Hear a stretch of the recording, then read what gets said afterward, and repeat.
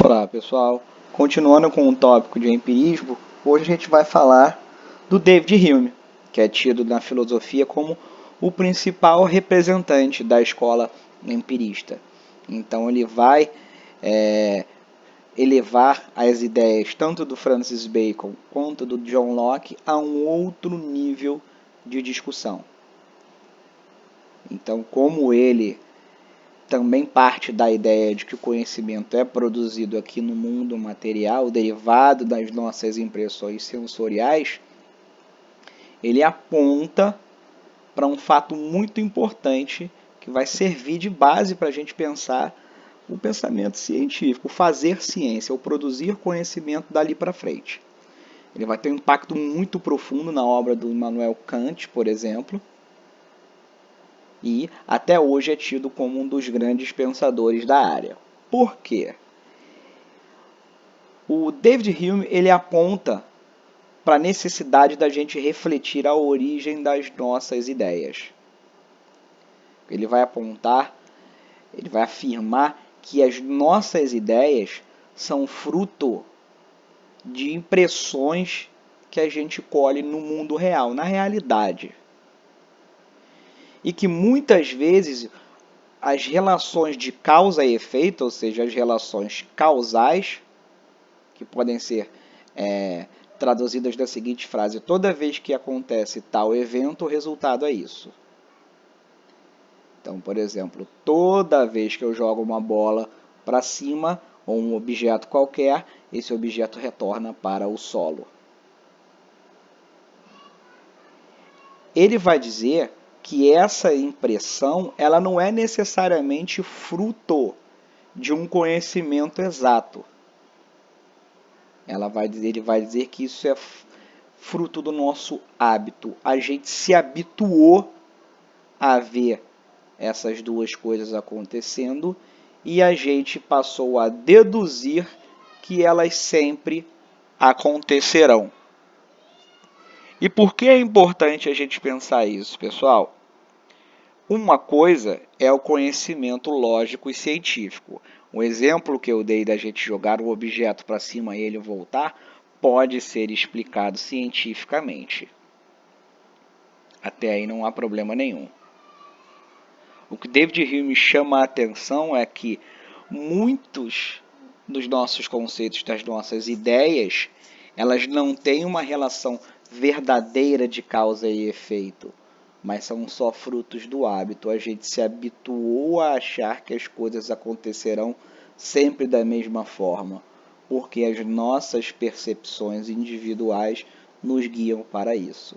Então, o que ele quer estabelecer aqui é uma diferenciação mais exata possível do que é de fato conhecimento e do que é de fato hábito, coisa que a gente se habituou a entender.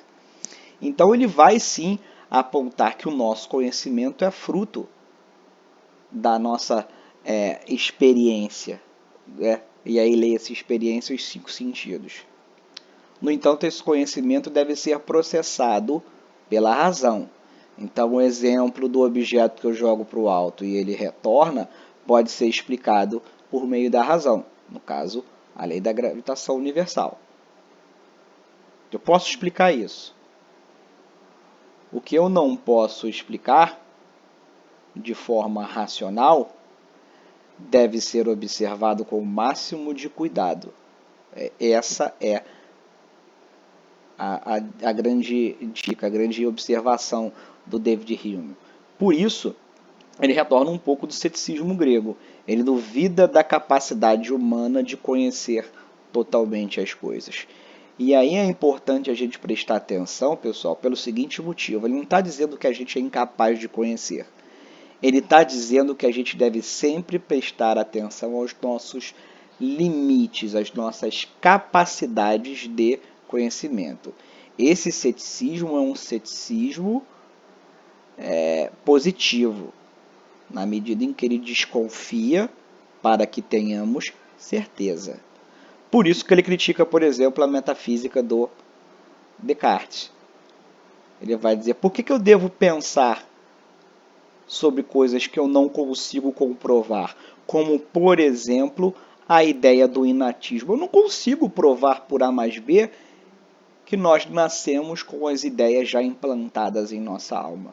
Eu simplesmente não tenho essa capacidade.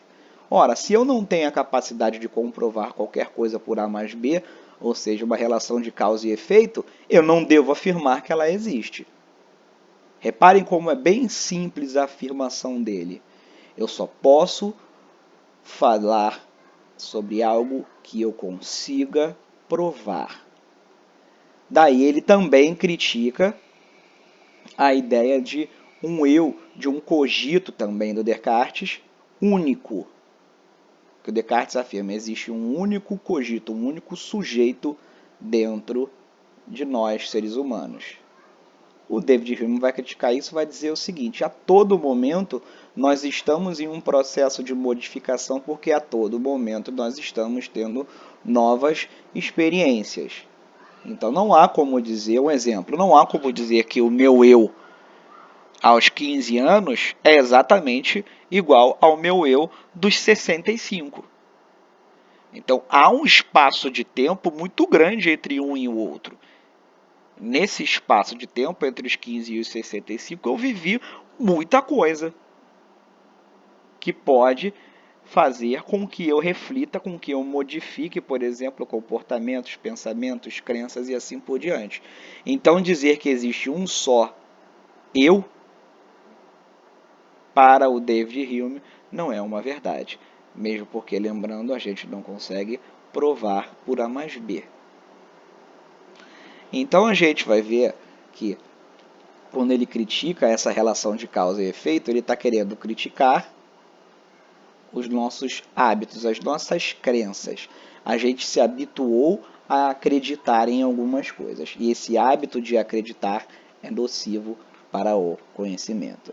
Então, quando ele fala de relação de causa e efeito, ele afirma que a gente tem que prestar atenção em três coisas muito importantes. Primeiro, os dois eventos devem estar próximos no espaço e no tempo. Então, quando eu jogo um objeto para o alto e ele volta, eu tenho que medir mais ou menos o tempo em que isso ocorre. E eles, obviamente, estão ocorrendo no mesmo espaço. Então, não posso jogar a bola para o alto e 3 dias depois ela cair no Japão. Eu não posso dizer que isso tem uma relação de causa e efeito. Porque eu não consigo comprovar que as duas coisas andam juntas. Então, nesse sentido, eu só posso dizer que há uma relação de causa e efeito quando os eventos ocorrem próximos do espaço e no tempo. E outra coisa, a causa deve vir antes do efeito. Então, quando, por exemplo, eu afirmo a água entra em ebulição com tantos graus Celsius, eu primeiro tenho que colocar a água naquela temperatura para depois vê-la se transformar em gás. Então, repare, eu tenho que primeiro fazer uma coisa para depois acontecer. Primeiro a temperatura para depois a ebulição. Terceiro, os dois eventos devem se unir repetindo-se várias vezes. Então, toda vez que eu jogo o objeto para o alto ou que eu elevo a temperatura da água, tem que ter o mesmo resultado. Então, eu não posso 10 vezes jogar a bola para o alto e ela cair, e na 11ª ela não cair.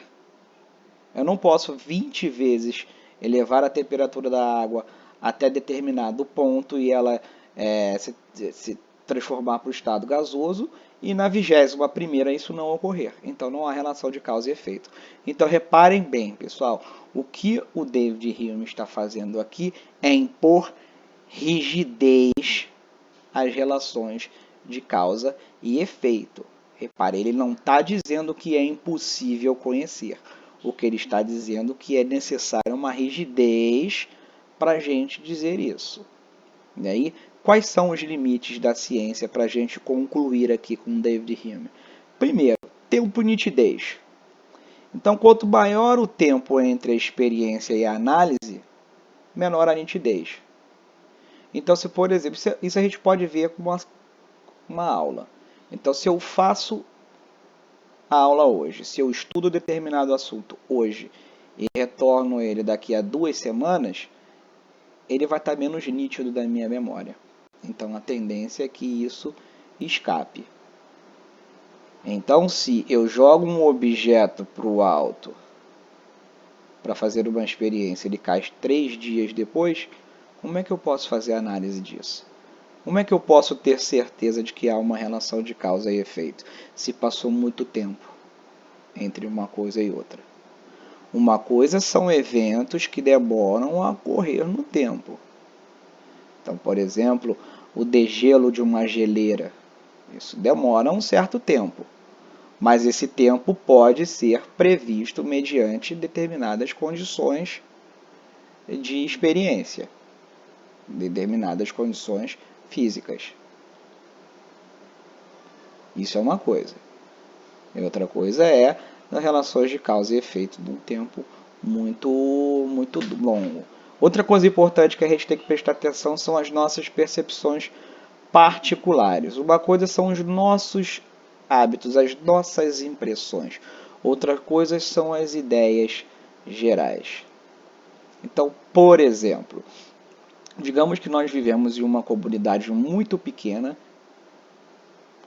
em que eu veja o comportamento dos homens adultos. Eles se parecem muito, porque afinal de contas estamos em uma comunidade muito pequena. Essa é a minha percepção individual. Outra coisa é eu dizer, todos os homens se comportam de tal forma. Ora, se eu tenho uma percepção muito pequena e individual, como é que eu posso dizer que todas as pessoas do sexo masculino se comportam da mesma forma? Se eu estou tendo uma impressão. O que ele está dizendo aqui é uma coisa muito simples. A sua percepção individual não necessariamente é a realidade. A sua opinião não necessariamente é a realidade. Então você pode ter a opinião que você quiser. Isso não necessariamente é verdadeiro. Outra coisa importante, ele fala da relação com as palavras. A gente começar a fazer um jogo de palavra para impor a nossa opinião. Então eu posso ser muito bom usando as palavras. E usando as palavras eu posso ser muito bom em tentar convencer alguém que a Terra tem a forma de um triângulo. Bom, mas a Terra não tem uma forma de triângulo. Por mais que eu possa falar isso de forma bem eloquente, muito bem posta, a realidade não muda só porque eu uso boas palavras ou más palavras. E por último, é a crítica metafísica que a gente já tinha visto. As palavras, os conceitos científicos devem ser utilizados de forma rígida e para explicar a realidade concreta desse mundo material, e não algo que possa ser imaginado, como, por exemplo, as ideias inatas e o cogito do Descartes, que a gente viu há pouco tempo atrás. E com isso, terminamos a contribuição do filósofo David Hume.